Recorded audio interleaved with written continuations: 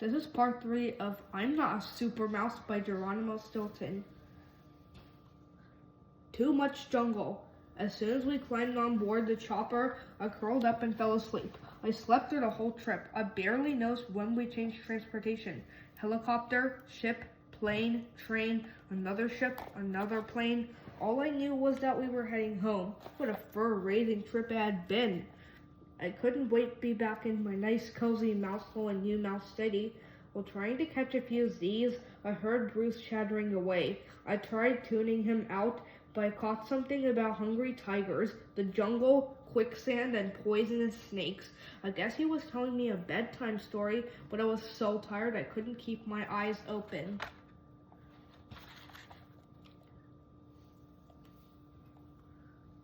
When I woke up, I was alone at the door to the plane. I heard Bruce yell in my ear, "Okay, cheesehead, you are paying attention, right? If you want to stay alive, be sure to remember everything I told you. Now out you go. You're going to have so much fun."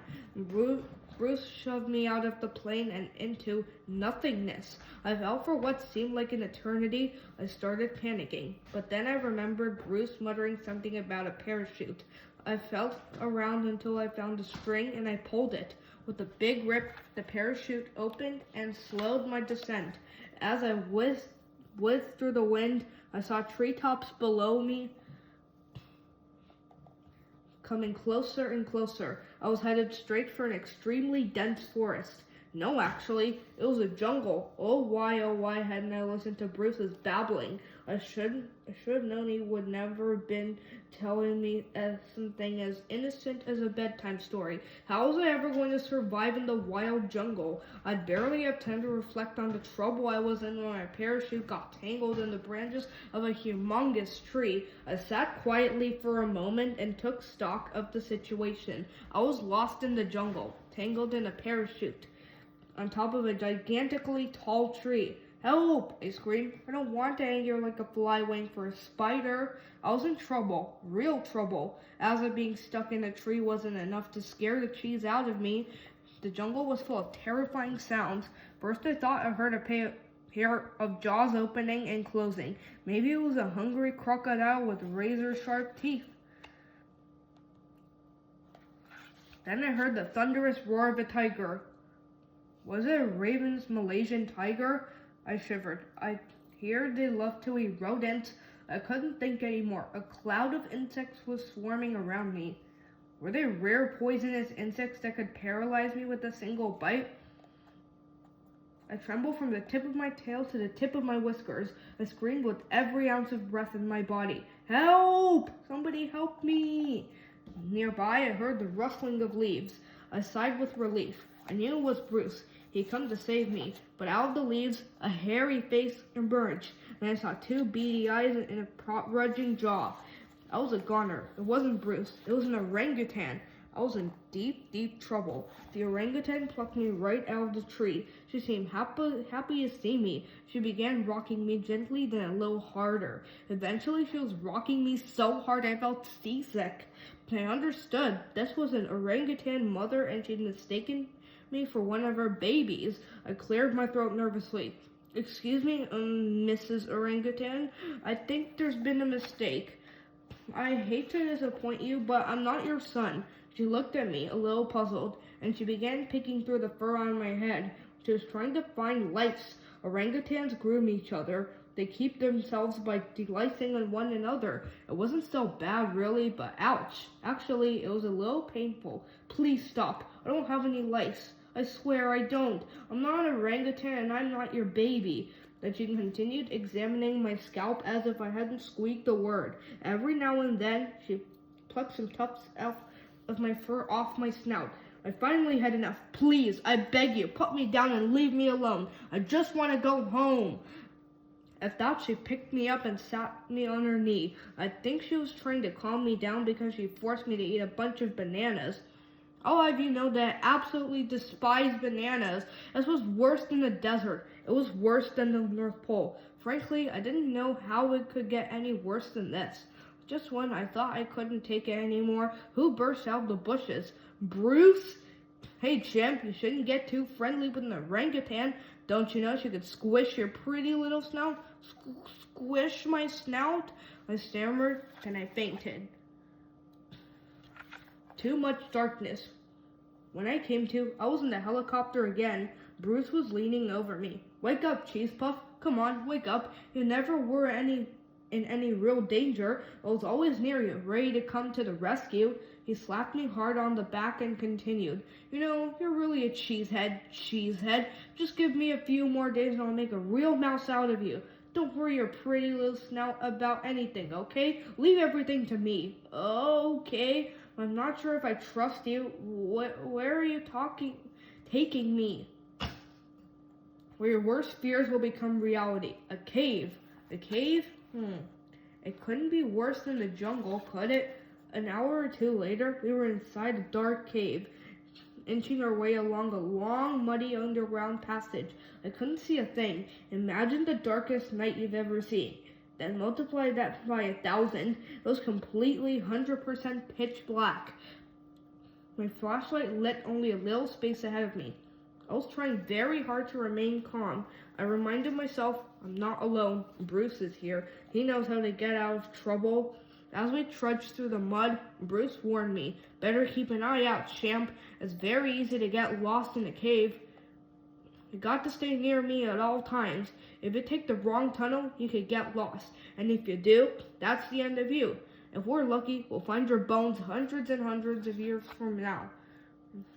I don't plan to lose you, I assured him. Be very careful with your flashlight. Don't drop it or you'll be a dead mouse. I don't have the slightest intention of dropping my flashlight, I assured him. Very good, cheesehead. By the way, you remembered to bring the package with the extra flashlight and batteries, right? What? What package? What extra flashlight? What extra batteries? I was so worried I stood up and smacked my snout against the stalactite hanging above me. The light on my helmet went out. Suddenly, it was quiet. Too quiet. Bruce's head disappeared. I screamed, Bruce, where are you? There was no answer, only dead silence. I was lost in the caves. I was alone. I was scared. So very, very, very scared. Then I did the most idiotic thing I could have done. I began to wander through the tunnels. I wandered and wandered and wandered and wandered. Luckily, my flashlight is working, I reminded myself, but just then, my flashlight flickered out. With horror, I remembered I didn't have any extra batteries. I was plunged into complete darkness. Now I knew how the three blind mice must have felt. And it was dreadful. I rolled up in a corner and began sobbing. After a few minutes, I tried to pull myself together. I began to sing a little song. It was perfect for my current situation.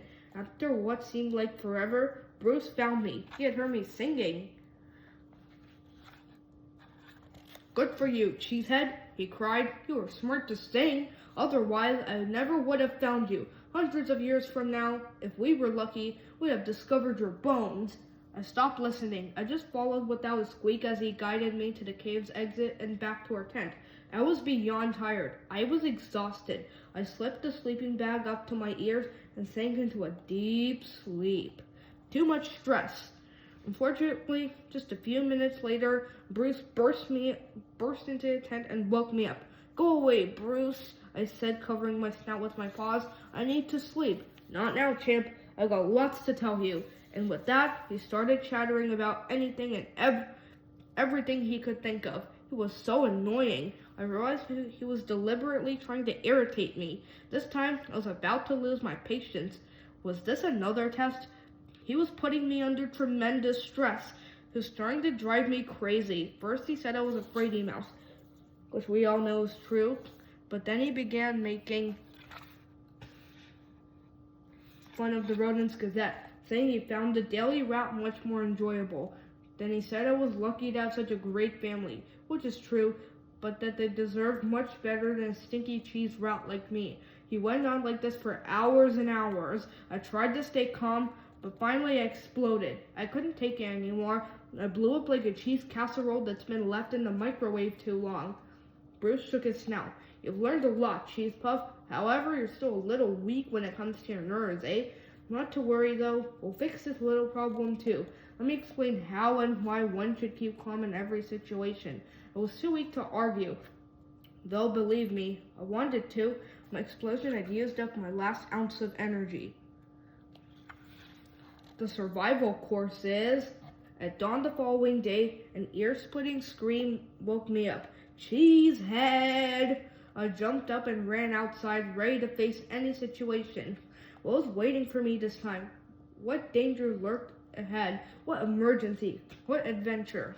Bruce was standing outside the tent with his paws folded. He stared at me for a long moment. At last he shouted, "Now listen to me. The survival course is over." I was flabbergasted. The survival course is over. What did you say? The course is over? Yes, Bruce answered. No more cold? No. No more heat? No. No more hard work? No. No more hunger, thirst, and darkness? No, no, and no. Bruce hung an enormous gold medal around my neck. Then for the first time, he smiled at me and uttered two precious words. Well done. I answered with one grateful, sincere word. Thanks. The real survival test is here and now. Bruce plucked a tuft of fur off my ear and pawed me a sheet of paper. Make good use of it, Cheese Puff. You'll need it. Bruce strode off toward a nearby hotel. We were going to spend the night there before returning to Mouse Island. I didn't have the energy to read what he had handed me. I dragged myself to the hotel and crawled to my room. I headed to the bathroom, slipped into a hot bath, and tried to relax my aching muscles. I began to read the sheet of paper Bruce gave me. It was a diploma. My whiskers quivered with emotion. I almost burst into tears. I had done it. I had passed the test and was so glad it was over. While I was reflecting on the last few days, I decided I was a little hungry. I finished my bath and ordered a snack from room service. Cheesy spaghetti. I gobbled down the food, savoring each deliciously cheesy bite. Then I scampered into bed, got comfortable, and mumbled, I'm just gonna close my eyes for a quick rat nap. A little rest. I woke up 24 hours later. Holy cheese, that was some nap. And that's it for part 3. I hope you enjoyed the recording of part 3 of I'm Not a SuperMouse from Geronimo Stilton.